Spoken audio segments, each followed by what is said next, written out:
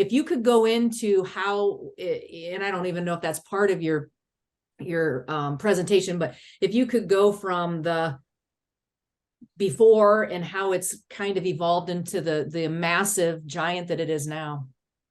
Yeah. So I think, artificial intelligence, it's on everybody's mind, and it's something that we need to talk about. Judy, I know you have actually started teaching artificial intelligence to teachers. You recently did a workshop using some specific tools. So yeah, let me just share a little bit about the beginnings and how we got started with this. And I'm going to share my screen here if I can get that going. All right. So artificial intelligence, the thing everybody's talking about, the thing everybody's, if you say AI, you say, oh yeah, that's Chat GPT, or you maybe don't remember the exact letters, but yeah, that's something that, we're hearing about in the news media. Another one that you may not be as familiar with is Bard. That's Google's version of it. You may or may not have heard of OpenAI. That's actually a company that started all this. And I'm going to stop my screen share here, if I can, for just a second, and get back to us.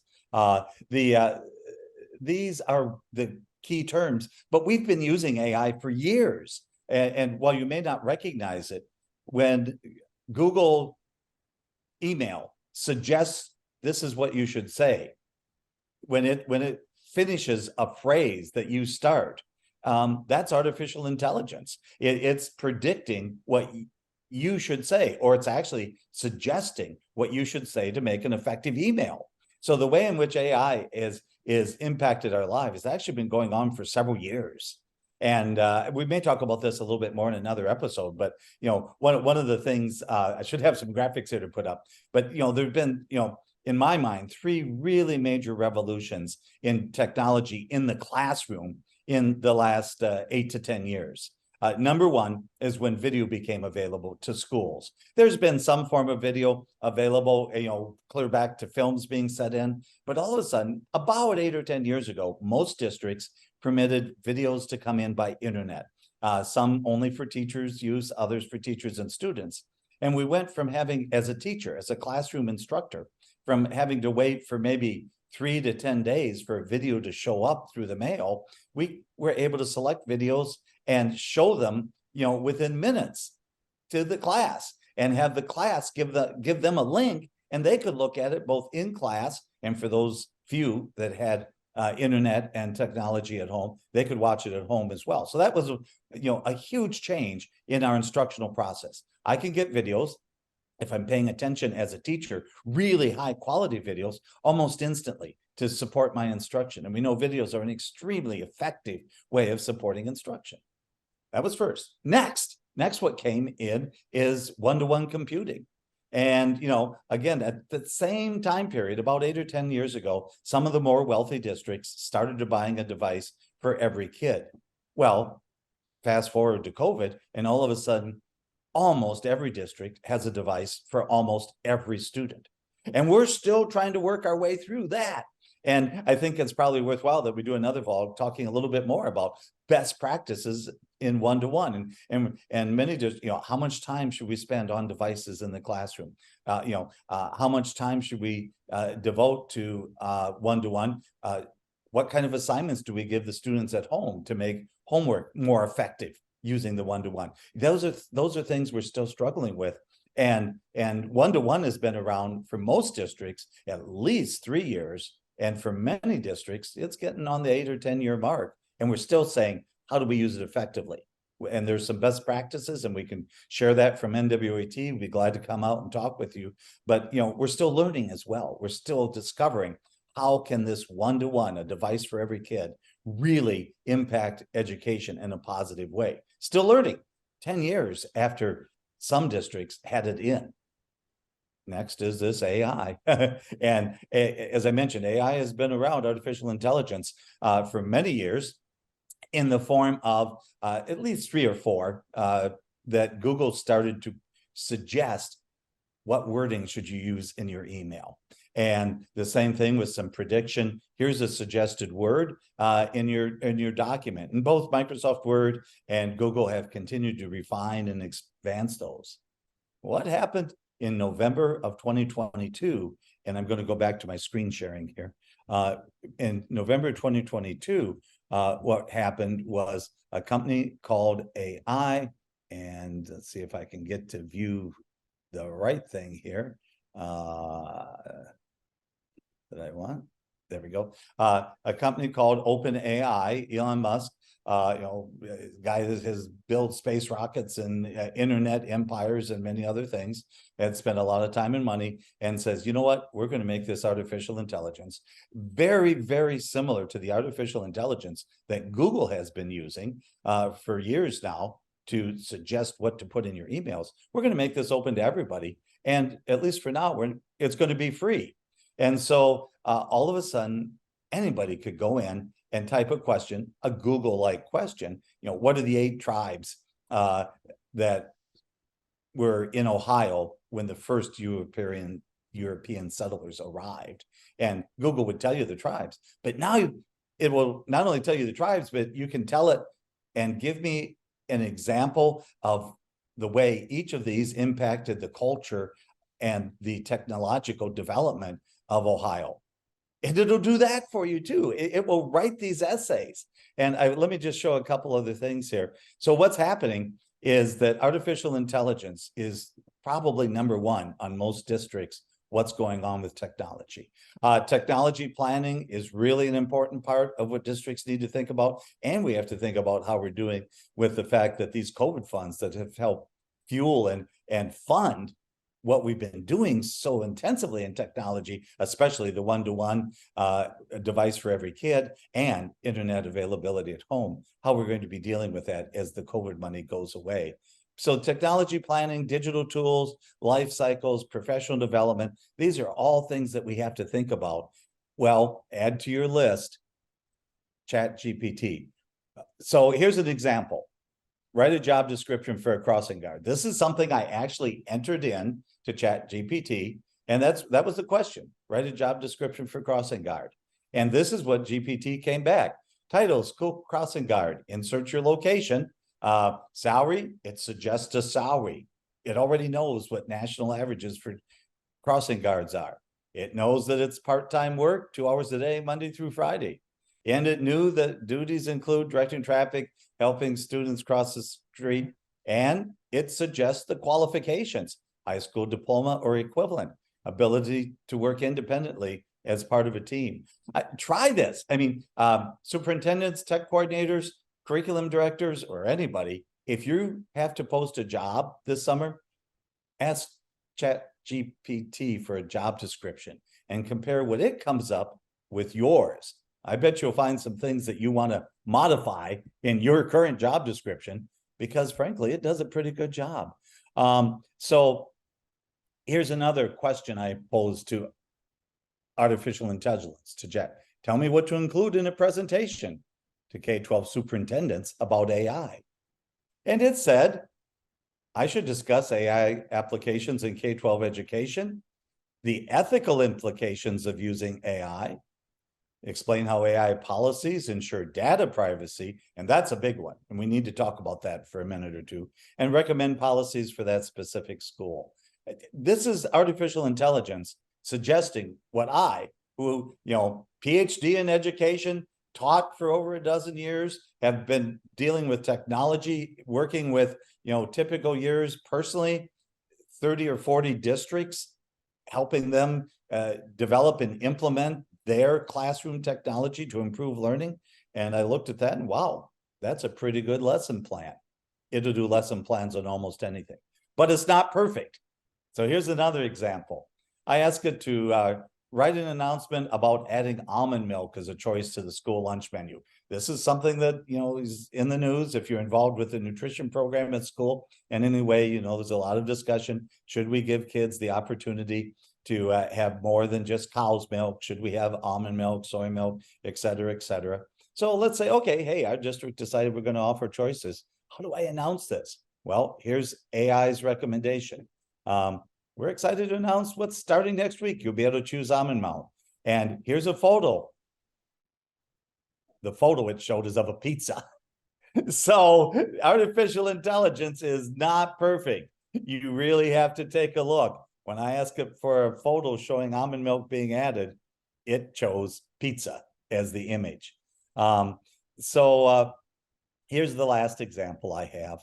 Show me an AI policy of less than 50 words for a conservative K-12 school district. And it suggests AI must be approved by the school board. It may not be used to monitor student behavior. It will only be used in limited capacity, and data must adhere to local, state, and federal policy standards, et cetera. So the artificial intelligence is, okay, I'm going to stop my share here. The artificial intelligence really is an incredibly complex issue. I want to just talk a little bit about each of those different things. And I know this is kind of boring, it's kind of academic, but I tell you, if you are involved with policies in your district, I encourage you, before school starts in the fall, you've got to have some sort of AI policy in the book. The very conservative way of saying the board approves everything, I'm not sure if I personally would recommend that, but I encourage you to consider it. This is Frank talk, practical.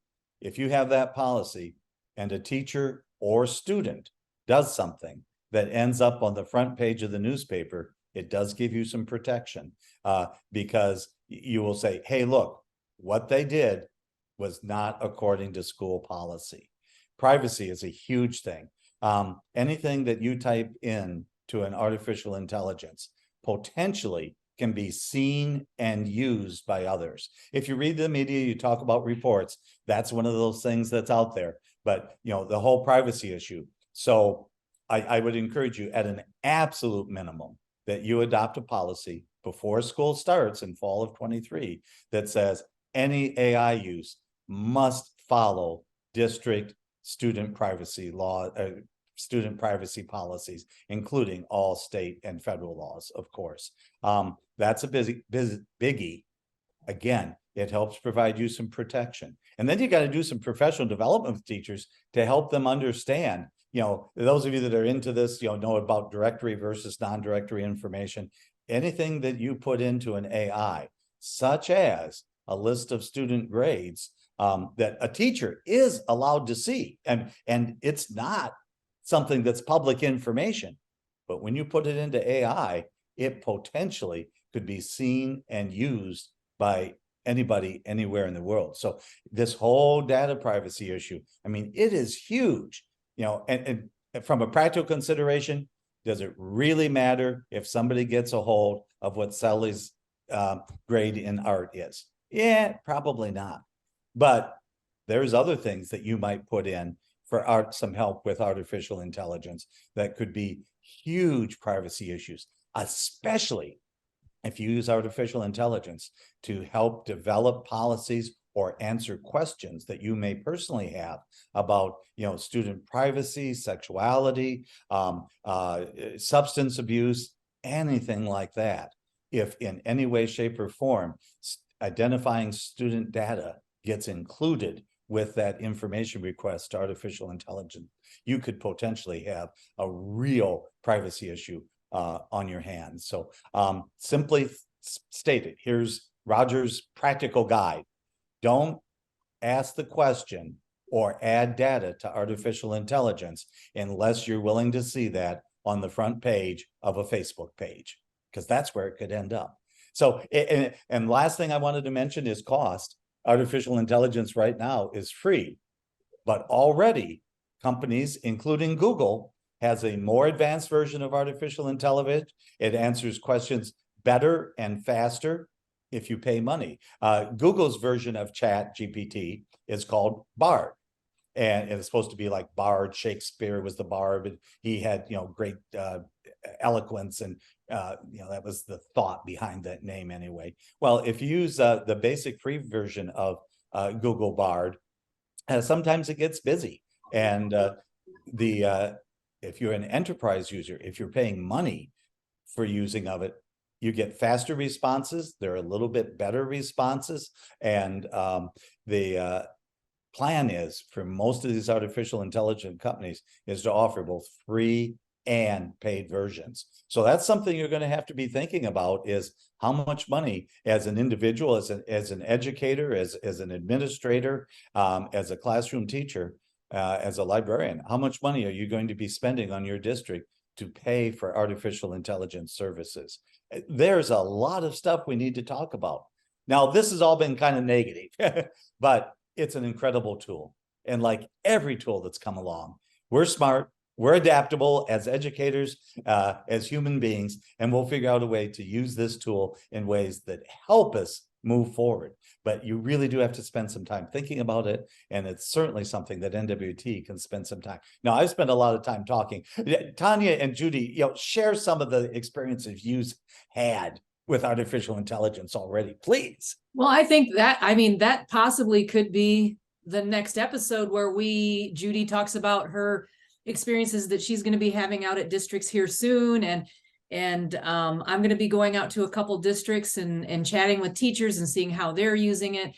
I think that's great for the next episode, for us to maybe talk about those experiences and how we've used it personally and or professionally in regards to that. But so I've talked about Chat GPT and Bard. Judy, you had a totally different artificial intelligence that you talked with a group of teachers about. Yes, in fact, I didn't even know about Chat GPT or any of the other AI things. I mean, I have. Well, what was the one that you shared that we'll learn more about in the next episode? Yes, and I just learned about questionwell.org just in the last week. And so I am very a newbie as far as seeing what it can do. But you're going to show us next episode how to use that, right? Yes, I can't wait. I can't wait. I would definitely use it for some things if I was still in the classroom, for sure. And I might even put at the bottom of any of my work, aided by AI from questionwell.org. I just always like to give credit to, where I get my ideas. Other people can learn from that too. Yeah, cool. And I think from the beginning of time, there has always been the conflict of how can we manage technology integration, or how can we manage how technology is being used, whether we're integrating it in our classroom or not. Of course, that's what our focus is how to successfully, integrate technology into your curriculum and your instruction to enhance your instruction.